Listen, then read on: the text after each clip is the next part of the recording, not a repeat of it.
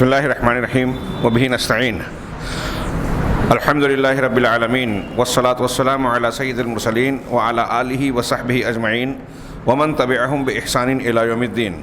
اعوذ باللہ من الشیطان الرجیم. بسم اللہ الرحمن الرحیم.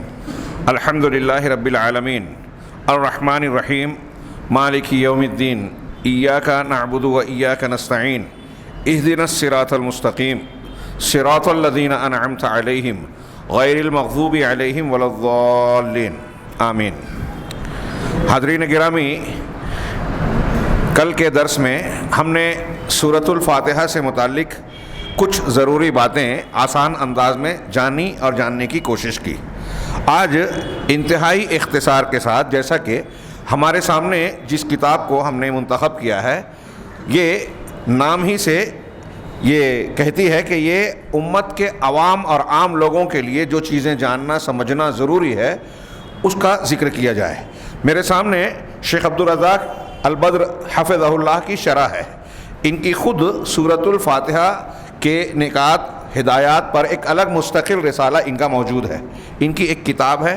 اہل علم نے سورہ فاتحہ کے متعلق تفسیر میں موٹی موٹی مولانا ابوالکلام آزاد کی، ابراہیم میر سیالکوٹی رحمہم اللہ، اور ان کے علاوہ دیگر ائمہ اور علماء کی کتابیں موجود ہیں.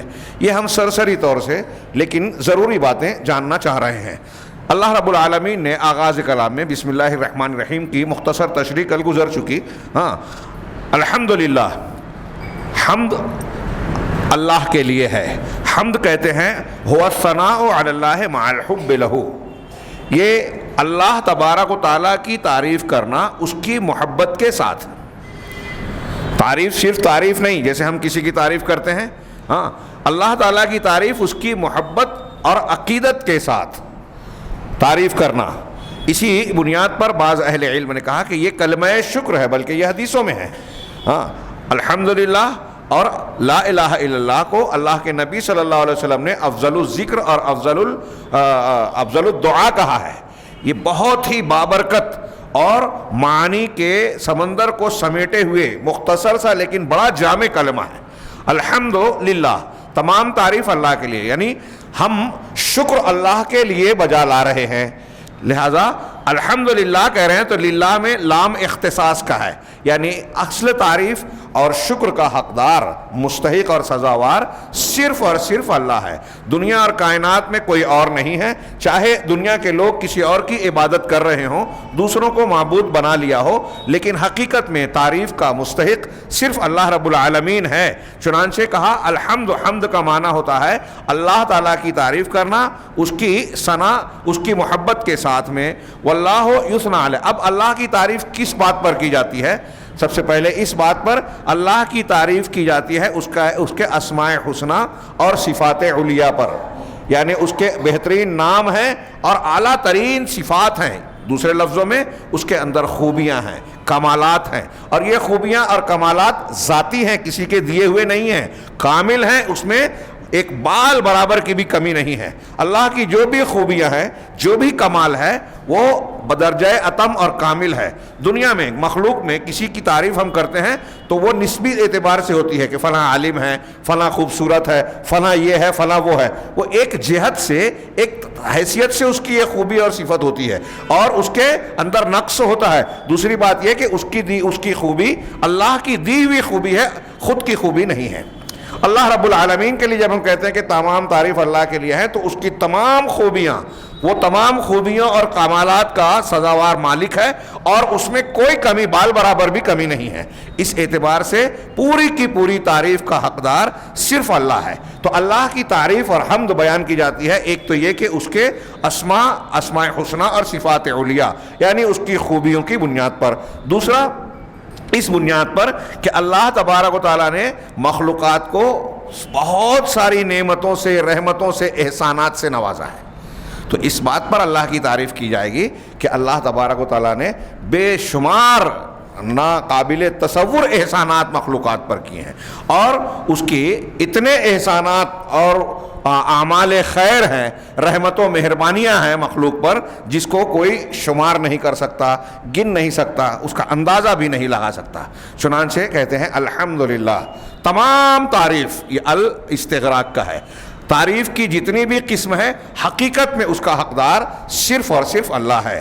رب العالمین کون؟ اللہ، یہ اللہ کا تعارف ہے جو تمام جہانوں کا پروردگار ہے۔ عالمون، اللہ کے سوا پوری کائنات کو عالم کہتے ہیں، اور جمع ہے یعنی کائنات میں موجودات میں جتنی بھی چیزیں ہیں، جتنی بھی قسمیں ہیں مخلوق کی ساری اس میں آ گئی۔ تمام لوگوں کا رب ہے۔ رب کا معنی ہوتا ہے پالنہار، ہاں عربی میں کہیں گے متصرف، ہاں مالک، خالق۔ اللہ تبارک و تعالیٰ جو کام خالق و مالک اور مدبر کی حیثیت سے کرتا ہے، سب اللہ کے رب ہونے کے معنی میں شامل ہے۔ جو کام اللہ کے اولاد دینا، روزی دینا، بارش برسانا، بیماری، شفا، زندگی، موت، کائنات کا نظام چلانا جس کو تدبیر کہتے ہیں، ہاں سارے کام ربوبیت میں اللہ کے رب ہونے میں شامل ہے۔ تو تمام جہانوں کا وہ رب ہے، مطلب تمام جہانوں کا پیدا کرنے والا ہے، ان کو سنبھالنے والا ہے، ان کی نگرانی کرنے والا ہے، ان کی ضروریات کو پورا کرنے والا ہے۔ اولاد چاہیے، کھانا پینا چاہیے، روزی روٹی چاہیے، کسی کو بیماری سے علاج اور شفا چاہیے، سب کے سب اللہ ہی کرتا ہے، وہ رب ہے۔ تو تمام جہانوں کا رب اللہ کے ناموں میں سے ایک نام ہے، ہاں جو اللہ کے لیے استعمال ہوتا ہے۔ آپ نے پیچھے پڑھا کہ اللہ کا نام مخلوق کے لیے اللہ استعمال نہیں کر سکتے، رحمان استعمال نہیں کر سکتے۔ کچھ نام ایسے ہیں جن کا استعمال مخلوق کے لیے بھی ہوتا ہے، جیسے رحیم ہے، علی ہے۔ تو جب اللہ کے لیے استعمال ہوگا تو اس کا معنی اللہ کے لیے خاص ہوگا، مخلوق کی مشابہت نہیں ہوگی، اور جب مخلوق کے لیے استعمال ہوگا تو مخلوق کے لیے خاص ہوگا، اللہ کی مشابہت نہیں ہوگی۔ کیا رب کا استعمال مخلوق کے لیے کر سکتے ہیں؟ تو اس میں یہ یاد رکھنا چاہیے جب رب کے ساتھ الف لام لگا ہو یعنی الرب کہا جائے گا تو اللہ کے علاوہ کسی اور کے لیے اس کا استعمال قطعاً جائز نہیں ہے، اس پر اہل علم کا اتفاق ہے۔ اور اگر اس کو نکرہ کے طور پر یعنی بغیر ال کے استعمال کیا جائے یا اضافت کے ساتھ تو مخلوق کے لیے استعمال کیا جا سکتا ہے، تب اس کا معنی مخلوق کے لیے اسی جیسا ہوگا۔ جیسے یہاں رب العالمین اللہ کے لیے ہے، لیکن رب البیت گھر کا مالک، رب الابل اونٹ کا مالک، یہ مخلوق کے لیے بھی کہا جا سکتا ہے۔ حضرت یوسف علیہ الصلوۃ والسلام سے ان کے قیدی ساتھی نے کہا تھا وَاذْكُرْنِي عِنْدَ رَبِّكَ، حضرت یوسف نے کہا تھا، جو دو لوگوں کو خواب کی تعبیر بتائی تو ایک کو کہا تھا نا کہ تم اپنے مالک کو جو ہے شراب پلاؤ گے، ساقی بنو گے، تو اپنے مالک کے پاس میرا ذکر کرنا، وَاذْكُرْنِي عِنْدَ رَبِّكَ، اپنے رب کے پاس۔ تو یہاں اس اعتبار سے اس کا استعمال ہوا ہے اضافت کے ساتھ میں۔ اللہ تبارک و تعالیٰ کے لیے رب العالمین کہا کہ وہ تمام جہانوں کا رب ہے، مالک ہے، پروردگار ہے، یعنی پوری کائنات کا نظام چلانے والا، تدبیر کرنے والا رب ہی ہے۔ اور ایسا اللہ کو کفار مکہ بھی مانتے تھے۔ اگر ہم اللہ کو رب مان لیں تو اللہ تبارک و تعالیٰ کے علاوہ کسی اور کی عبادت کرنے کا، کسی اور کے سامنے جھکنے کا، کسی اور کی نظر و نیاز کرنے کا، اس کی قبر پر جا کے اس سے مشکل کو اپنی مرادیں مانگنے کا کوئی سوال ہی نہیں اٹھتا۔ آدمی جب یہ مان لے کہ وہ اللہ رب ہے، اس کائنات کا پتہ بھی اس کی مشیت اور فیصلے کے بغیر ہل نہیں سکتا، کائنات کا نظام وہی چلاتا ہے، روزی وہی دیتا ہے، تو آدمی اسی سے مانگے گا کہ جب اولاد وہ دیتا ہے، کوئی اور دے نہیں سکتا، تو پھر کسی اور سے کیوں مانگے؟ اسی لیے قرآن میں اللہ تبارک و تعالیٰ نے اللہ کی ربوبیت کو بنیاد بنا کر کفار و مشرکین سے بار بار سوال کیا کہ جب تم یہ مانتے ہو کہ آسمان و زمین کا نظام اللہ چلاتا ہے، روزی وہ دیتا ہے، بارش وہ برساتا ہے، پھر تم اپنے معبودوں کو، بزرگوں کو کیوں پکارتے ہو؟ کسی نبی کو بھی ان میں شراکت حاصل نہیں ہے کہ اللہ تعالیٰ روزی دیتا ہے تو فلاں پیغمبر کو بھی اس میں پارٹنرشپ اللہ نے دے دی ہے۔ جب کسی پیغمبر کو جو اللہ کے سب سے بہترین اور مقرب بندے ہیں، ان کو بھی اللہ تبارک و تعالیٰ کے کام میں ربوبیت میں حصے داری حاصل نہیں ہے، تو پھر دوسرے معبودان کا کیا شمار یا دوسرے لوگوں کی کیا حیثیت؟ غور کرنے کی بات ہے۔ تو تمام تعریف اللہ کے لیے ہے جو رب العالمین ہے۔ ہاں یہ ایک جملہ اہل علم نے کہا، علامہ ابن قیم کہتے ہیں کہ اس ایک جملے میں توحید کی تینوں قسمیں آ جاتی ہیں۔ الحمدللہ رب العالمین، جب ہم نے کہا حمد، اللہ کے لیے حمد ہے، تو کیوں حمد ہے؟ خوبیاں ہیں، صفات ہیں، اللہ تعالیٰ کے اسماء و صفات کا اس بات ہو گیا۔ اس میں جب ہم نے اللہ کے لیے حمد کا اس بات کیا تو اللہ کے ناموں اور صفات کا اس بات کیا، یہ توحید اسماء و صفات آ گئی۔ للہ، کل ہم نے بتایا تھا کہ اللہ کا لفظ، نام جو اللہ کا اسم ذات ہے وہ الہ سے بنا ہے، اس کا معنی ہے ذو الالوہیہ والعبادہ، وہ ذات جو الوہیت والی ہے, عبادت کے لائق ہے.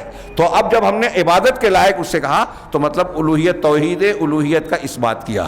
اور رب العالمین تمام جہانوں کا پروردگار پالنہار جب مانا تو توحید ربوبیت آ گئی. تینوں توحید اسے ایک جملے میں آ گئی. اور اگر باریکی میں جائیں تو اس قرآن کا آغاز پہلا کلمہ یہ کیوں ہے؟ ہاں, مولانا آزاد کہتے ہیں کہ اگر کوئی انسان اس کائنات میں غور کرے, اللہ تبارک و تعالیٰ پر غور کرے, اس کی نعمتوں پر غور کرے, اپنے آپ پر غور کرے, تو سب سے پہلا کلمہ جو اس کی زبان سے غور و فکر کے بعد نکلے گا وہ یہی نکلے گا کہ تمام تعریف اس رب کے لیے جس نے یہ ساری چیزیں بنائی, الحمدللہ رب العالمین. اس کے بعد فرمایا الرحمن الرحیم, جو نہایت مہربان, بہت رحم کرنے والا, نہایت رحم کرنے والا انتہا درجے کا, اور رحیم بھی ہے. رحمان اور رحیم کا معنی کل ہم نے تھوڑا پڑھا. رحمان وہ جس کی رحمت ہر کسی کو, مخلوق ہو, کافر ہو, مسلمان ہو, سب کو اس کی رحمت کا فائدہ پہنچ رہا ہے.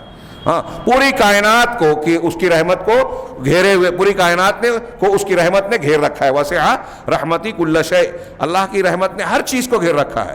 اور رحیم, اس کی رحمت وہ ہے جو مومنین اور اس کے مخصوص بندوں کو اپنی رحمت کے سائے میں, دامن میں سمیٹ لیتا ہے, ان کو خصوصی طور پہ نعمتوں اور انعامات سے نوازتا ہے, دنیا میں بھی اور آخرت میں بھی. یہ ایک متعدی ہے, ایک لازم ہے. آگے بڑھتے ہیں. مالک یوم الدین, تمام تعریف اللہ کے لیے ہے. کون اللہ؟ جو رب العالمین, سب کو پیدا کرنے والا. پیدا کر کے چیزوں صرف فراہم ہی نہیں کی ہے بلکہ رحمت سے نوازا بھی ہے.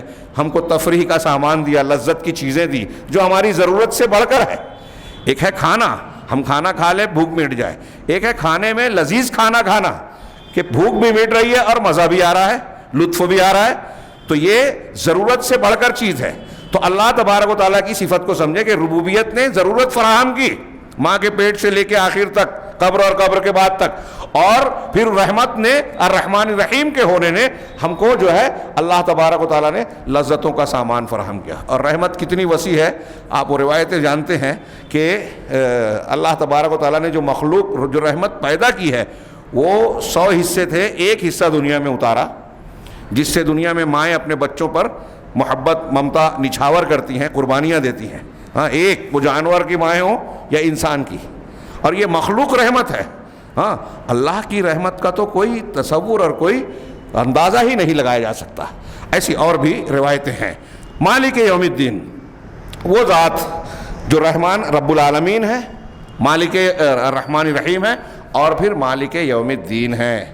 مالک ایک قرأت میں ملک یوم الدین, مالک کا معنی ہم جانتے ہیں ملکیت والا, دونوں ملک اور ملکیت سے بنا ہے.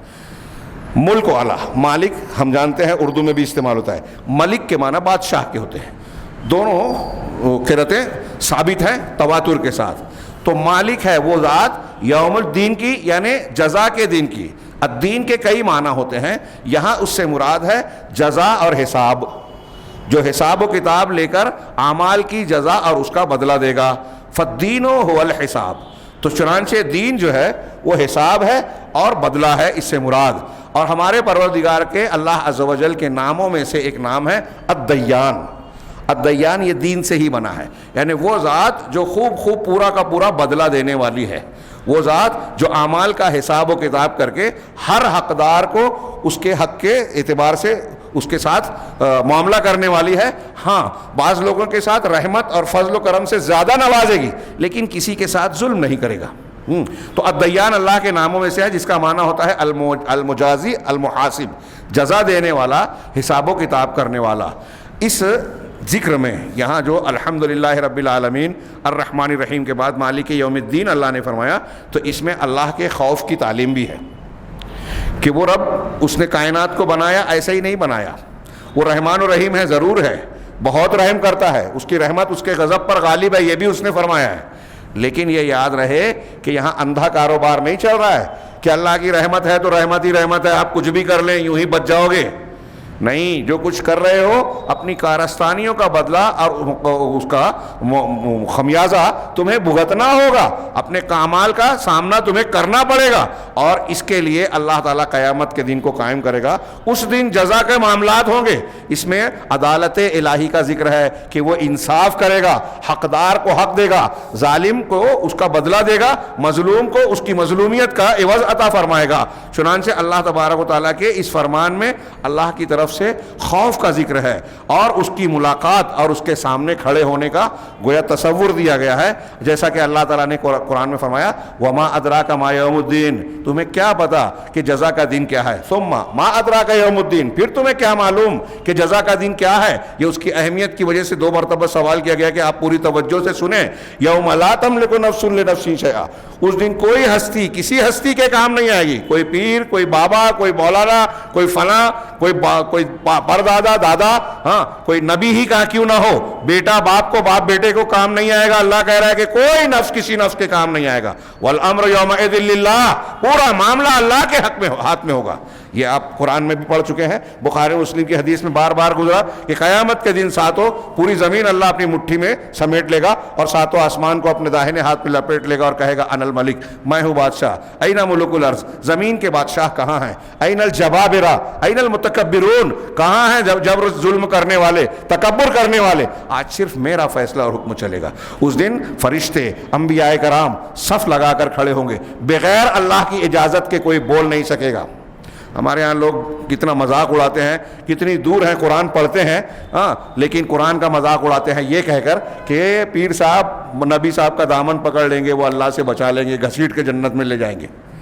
ہاں اللہ کو پہچانا نہیں، قرآن کو پڑھا نہیں، اللہ کی عظمت و کبریائی کو جانا نہیں کہ مالک یوم الدین کیا ہے۔ اس دن تو یہ فرشتے اور انبیاء بھی کہیں گے نفسی نفسی نفسی، میرا نفس میرا نفس میرا نفس۔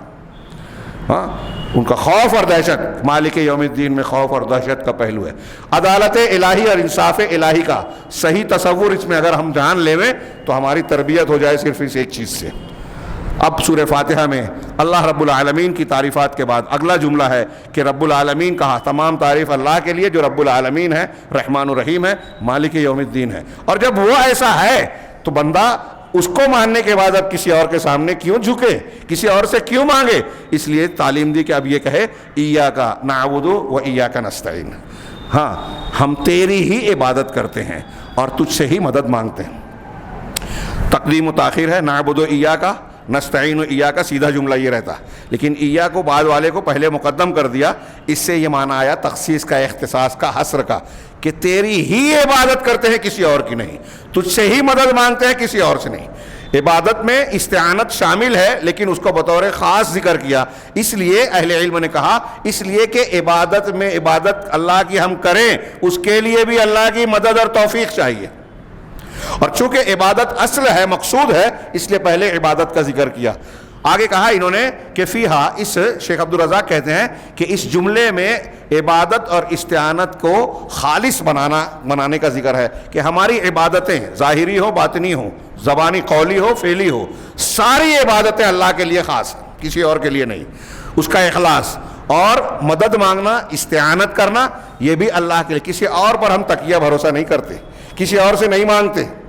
یہ دنیا میں جو میں آپ سے کہوں پانی لا دیجئے، آپ مجھ سے کچھ کہیں کہ فلاں مدد کر دیجئے، جو میری استطاعت میں ہے، آپ کی استطاعت میں، ہم اس طرح سے لین دین کرتے ہیں، ایک دوسرے سے مانگتے ہیں، یہاں یہ مراد نہیں ہے۔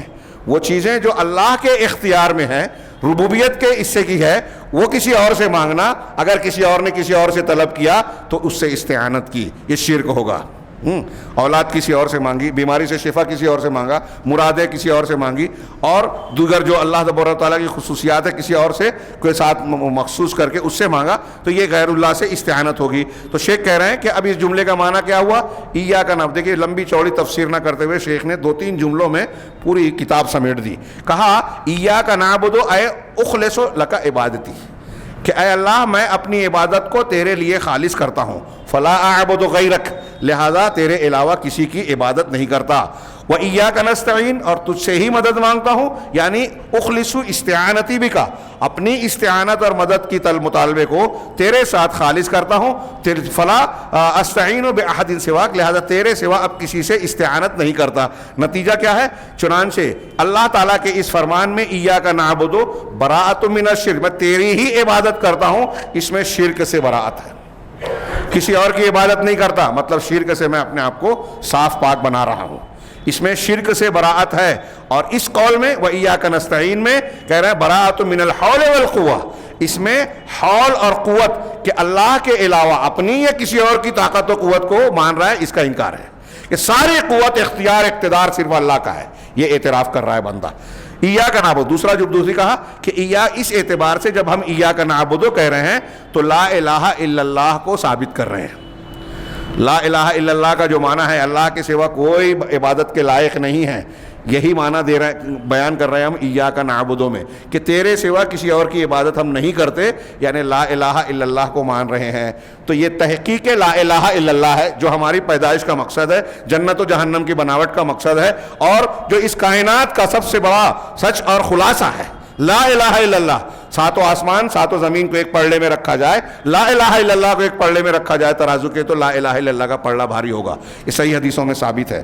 تو ایاک نعبد جب بندہ کہتا ہے تو مطلب لا الہ الا اللہ کو متحقق کر رہا ہے، اور جب کہتا ہے وَإِيَّاكَ نَسْتَعِينُ تو یہ ثابت کر رہا ہے لا حول ولا قوت الا باللہ کو، کہ اللہ کے سوا کوئی طاقت و قوت نہیں ہے، کسی کی مجال نہیں ہے کہ کوئی بدل دے کوئی چیز کو، کسی کام کو انجام دے، اس کے سوا کسی کی طاقت و قوت نہیں ہے، لہذا ہم اسی سے مدد مانگ رہے ہیں۔ تو ایاک نعبد لا الہ الا اللہ کی ترجمانی کر رہا ہے، وایاک نستعین لا حول ولا قوت الا باللہ کی۔ اور ہمارے عرب کی مخلوق کی پیدائش کا مقصد اللہ نے بتایا وما خلقت الجن والانس الا لیعبدون۔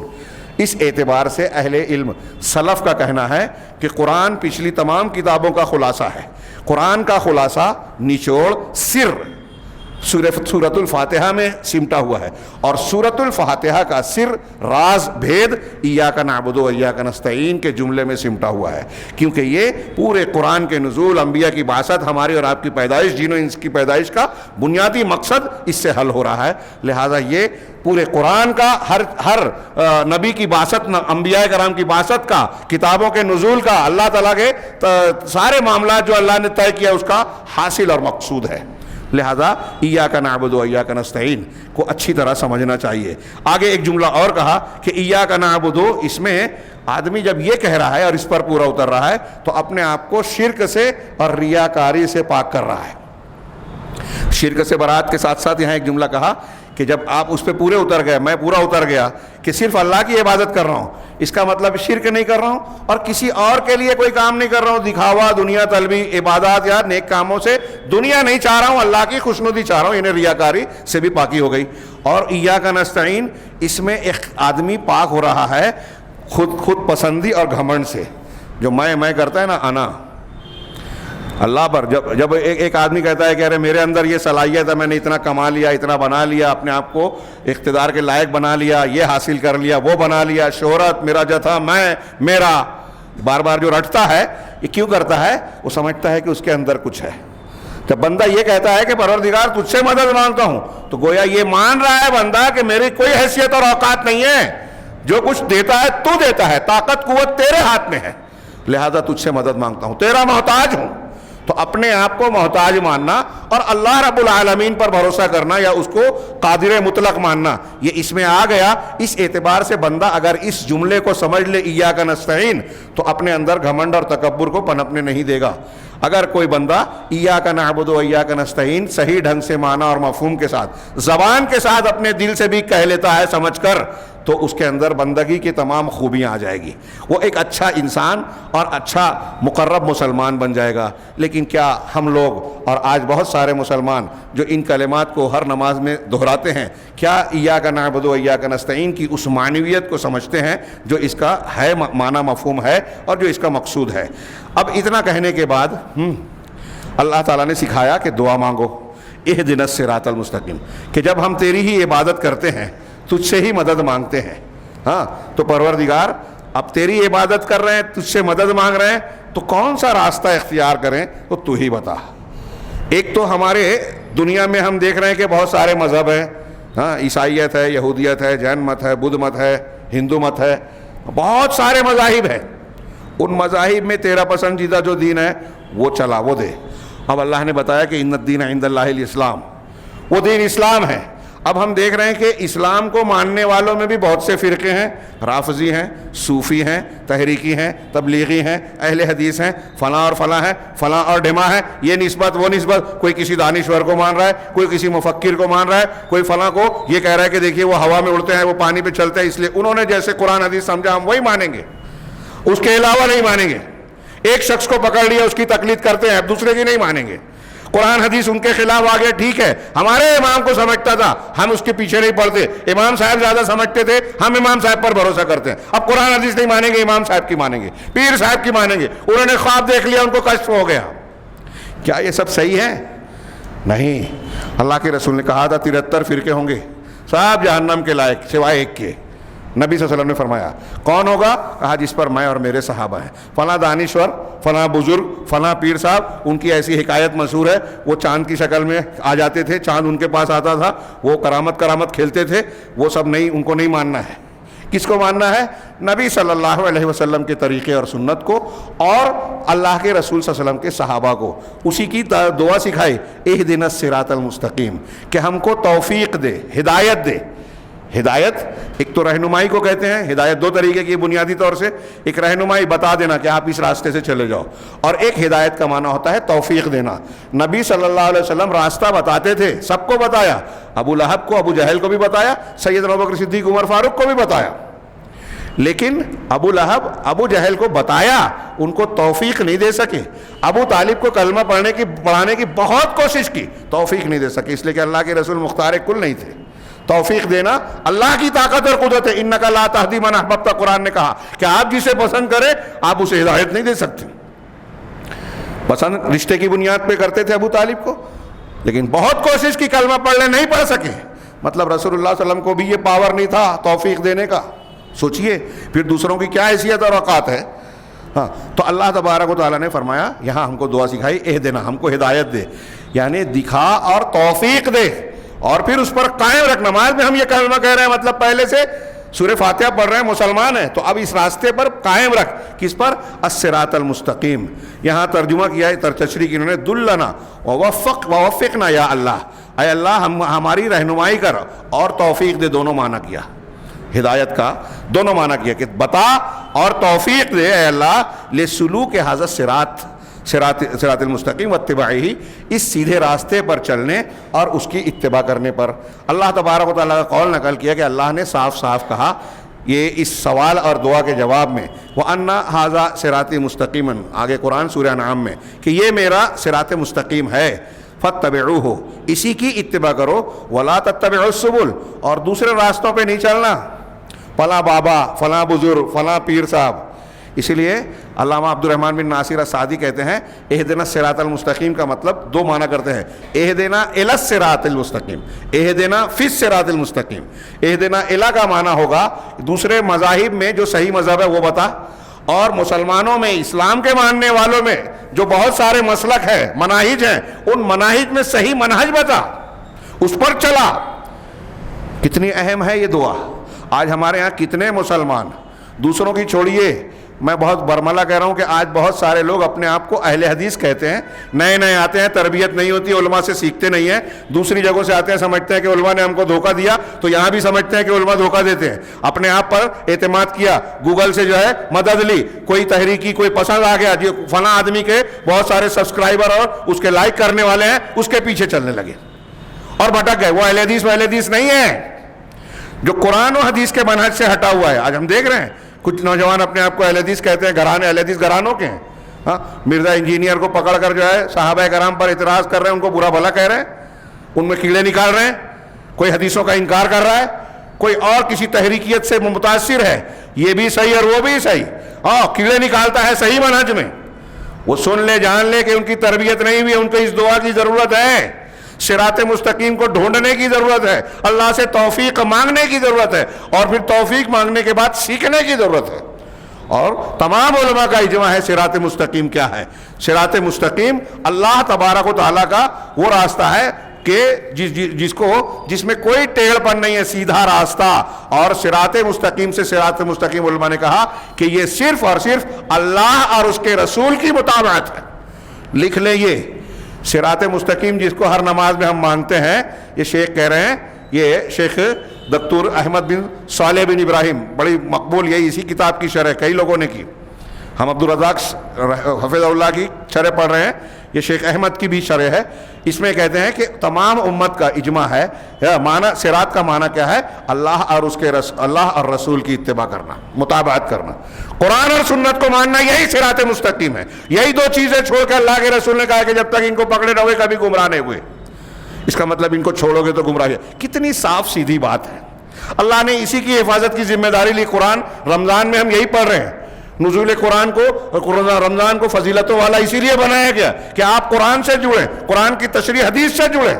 جب ان دونوں چیزوں سے جڑو گے یہی صراط مستقیم ہے. اور اللہ تعالیٰ نے سکھایا کہ اسی صراط کو مانو. اب یہ شیخ کہہ رہے ہیں اس آیت کو پکڑ کے کہ صراط مستقیم کیا ہے؟ یہ اللہ کا وہ دین ہے جس کو اللہ نے اپنے بندوں کے لیے پسند کیا، اور اس دین کے علاوہ کسی اور دین سے اللہ خوش نہیں ہوگا.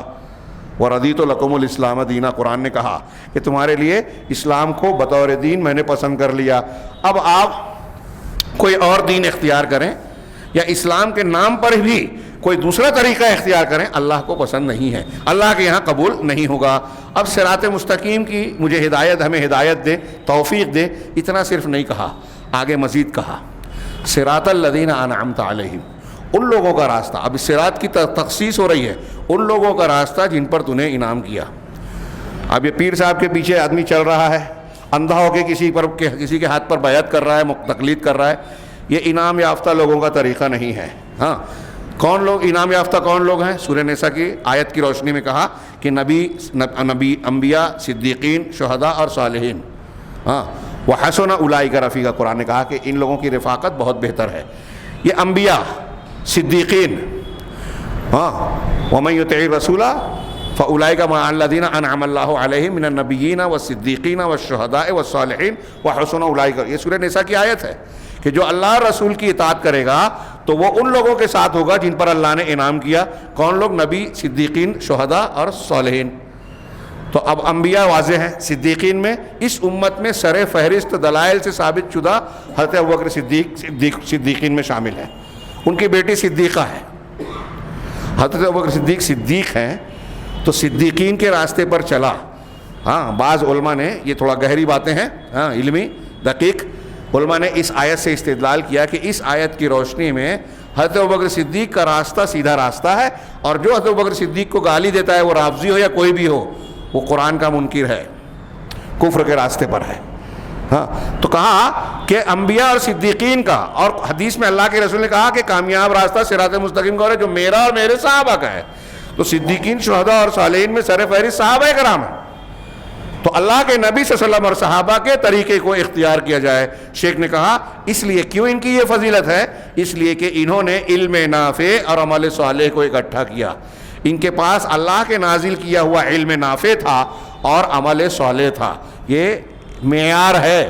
ہاں، اب قرآن اللہ کے نازل کردہ علم کے خلاف اگر کوئی آدمی کام کر رہا ہے، بات کہہ رہا ہے، تو وہ علم نافع نہیں ہے، وہ عمل صالح نہیں ہے، وہ بدعت ہے، خرافات ہے، گمراہی ہے، انحراف ہے. کوئی کتنی بھی اچھی بات کرے، اگر قرآن و سنت کے خلاف ہے تو وہ علم نافع اور عمل صالح کے خلاف ہے. علم نافع اور عمل صالح یہ انبیاء، صدیقین اور شہداء کے پاس تھا. تو اللہ تعالیٰ کہہ رہا ہے کہ یہی لوگ علم اور عمل کے ساتھ یہ انعام دیے گئے. ان کی اتباع کی کوشش کی جائے جو قرآن نے آگے تعلیم دی، اور ہمیں تعلیم دی کہ ہم ان کے راستے کو مانگیں، تلاش کریں. اب اتنا ہی نہیں کہا، ان راستے کے مقابلے میں، انعام یافتہ لوگوں کے راستے کے مقابلے میں بہت سے دوسرے راستے ہیں جو گمراہی کے مذاہب اور مسالک ہیں. اس سے پناہ مانگنے کی بھی تعلیم دی سورہ فاتحہ میں. کہا غیر المغضوب علیہم ولا الضالین، ان لوگوں کا راستہ نہیں جو تیرے غضب کے مستحق بنے، غضب کا شکار ہوئے اور جو گمراہ ہوئے. مغضوب کی تشریح کی یہود اور جو ان کے نقش قدم پر چلنے والے ہیں دنیا میں. اور یہود کا کیا طریقہ تھا؟ ان پر غالب تھا کہ وہ حق کو جانتے تھے، علم رکھتے تھے، لیکن قبول نہیں کرتے تھے۔ قرآن میں بہت جگہ دلیلیں ہیں۔ اور نصارہ، ضالین کہا، نصارہ اور نصارہ کے طریقے پہ چلنے والے، یہ کون تھے؟ جن کے اندر جذباتیت تھی، علم نہیں تھا، دین نہیں تھا، دلیلیں نہیں تھی، ہاں، جو اللہ تبارک و تعالیٰ کو بغیر علم اور بصیرت کے پوچھتے پاٹتے ہیں، وہ ان کے نہج پر ہیں۔ اسی لیے امام سفیان ابن عیینہ رحمہ اللہ کا قول ہے کہ ہم میں سے جو شخص، ہمارے جو علماء بگڑ گئے ان کے اندر یہود کی مشابہت ہے، اور ہمارے جو جاہل عوام بگڑتے ہیں، گمراہ ہوتے ہیں، وہ نصارہ کے مشابہ ہیں۔ علماء دلیل کے ہوتے ہوئے بھٹک رہے ہیں، وہ یہود کی طرح ہیں، اور جہلا دلیل کے بغیر بھٹک رہے ہیں۔ اب ہمارے یہاں دیکھیے، کچھ لوگ دانشوری کے ساتھ گمراہی کا شکار ہیں، کچھ لوگ جہالت کے ساتھ، کچھ لوگ عقل اور عقلیت کی بنیاد پر قرآن و حدیث کی تشریح کرتے ہیں، بھٹک جاتے ہیں، اور کچھ لوگ جو ہے جذباتیت، خواب، کشف، قرآن اور حدیث کی دلیل اور عقل کو چھوڑ کر اس طرف چلے جاتے ہیں۔ دنیا میں دیکھیں تو گمراہی کی یہی دو بنیادیں رہی ہیں، اور یہ مغضوب علیہم اور ضالین کی وصف کی گویا بنیاد ہے۔ چنانچہ اس کا مقصود یہ ہے کہ ہم جو ہے دنیا میں جو گمراہ لوگوں کے راستے ہیں اس کا بھی شعور حاصل کریں اور اپنے آپ کو اس سے بچائیں۔ اللہ نے ہم کو یہ دعا سکھائی ہے۔ شیخ نے آخر میں اتنی تشریح کرنے کے بعد روایت کی طرف ذکر کر کے سورہ فاتحہ کی فضیلت بتائی، جو کل ہم پڑھ چکے ہیں، کہ اس سورت کے سمجھنے اور اس کی فضیلت کو جاننے میں سب سے زیادہ مددگار حضرت ابو ہریرہ کی روایت ہے، جس میں نبی صلی اللہ علیہ وسلم نے اپنے پروردگار سے یہ نقل کیا کہ نماز کو، الصلاۃ کو، میں نے اپنے اور اپنے بندے کے درمیان آدھی آدھی بانٹ دی۔ پھر پوری روایت نقل کی جو ہم کل پڑھ چکے ہیں۔ اس روایت کو نقل کرنے کے بعد شیخ نے کہا کہ یہاں قسمت الصلاۃ میں صلاۃ سے مراد سورہ فاتحہ ہے۔ اس کو صلاۃ کہا گیا سورہ فاتحہ کو، اس لیے کہ جو شخص سورہ فاتحہ نہ پڑھے اس کی نماز ہی نہیں ہوگی، یہ اس کا مقام ہے۔ اور بندوں کے لیے شیخ نے کہا کہ یہ سورہ فاتحہ کے مقام و مرتبے کی وجہ سے کہ ہر نماز میں ہر شخص کو پڑھنا ہے، مقتدی ہو، امام ہو، کوئی بھی ہو، یہ اختلافی مسئلہ بنا کے کل میں نے اس کی کھلی تفصیل بیان کی۔ یہاں میں ایک اور بات کہوں گا کہ سورہ فاتحہ کی ہم کو، آپ کو، ہر مرد اور عورت کو ضرورت ہے، اس لیے ہر نماز میں پڑھنا ضروری ہے۔ اور رب اور بندے کے درمیان تقسیم کرنے کا مطلب کیا ہے کہ 3 آیتیں اور ایک چوتھی آیت میں آدھی، یہ اپنے بندے اللہ کی تعریف ہے، توصیف ہے، رب کے لیے ہے، اور تیسری آیت کا اول جو ہے وہ اللہ کے لیے، اور 3 آیتیں اور اس کا آدھی آیت، تیسری آیت کی چوتھی آیت کا آدھا حصہ یہ بندے کے لیے ہے، یعنی اس کا عہد و پیمان، اور پھر اللہ تبارک و تعالیٰ سے ذکر اور دعا۔ اس کا ابتدا اللہ کی ثنا ہے اور آخری حصہ دعا ہے۔